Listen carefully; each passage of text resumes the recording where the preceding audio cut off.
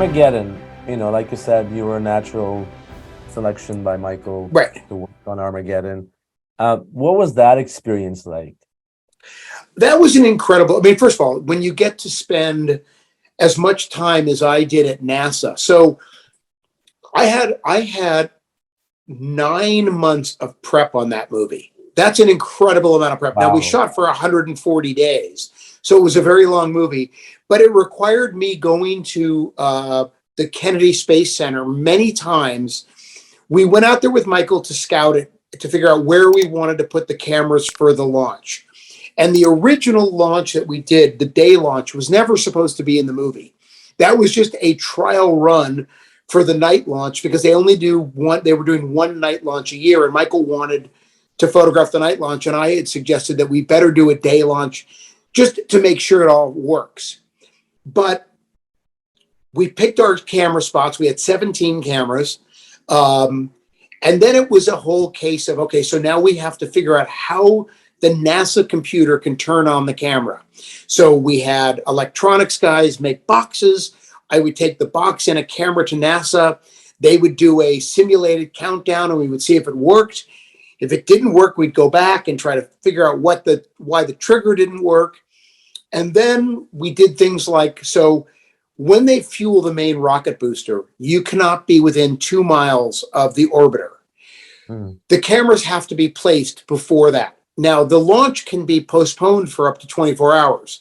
So the question was, okay, so we took all the cameras, we took them out into the parking lot of Panavision, we plugged them in, and we left them there for 3 days, and we came back and we turned them on to see if they would actually run, or would the batteries have drained out.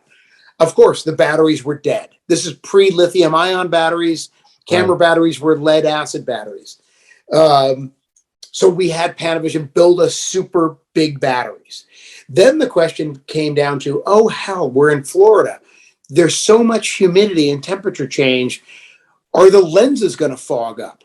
So then it was a case of, okay, so let's get 12-volt marine batteries and wrap the lenses in recreational vehicle 12-volt light bulbs, sort of like your rear window defroster, to keep the lenses warm so that they wouldn't fog up. Because the last thing you want to find out is your launch is no good because your lens has fogged because of the humidity. So it was weeks and weeks and weeks of problem solving. And then getting to actually shoot the launches was one of the highlights of my life. I mean, to be standing on top of the vehicle assembly building, filming, tilting with a orbiter as it goes up was just beyond, I can't tell you. I mean, the NASA people were so amazing. They were just the greatest people I've ever met. They loved what they did.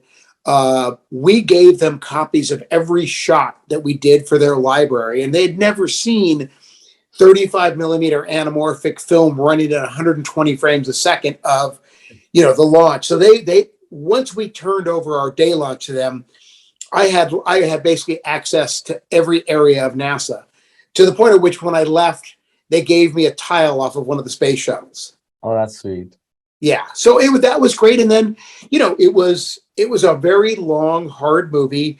We went out to the Badlands of South Dakota to shoot the big wide shots of the asteroid, and we Yeah. had a small RV version, a remote control version of the Armadillo that we would drive around in the background. So that was a model, a miniature.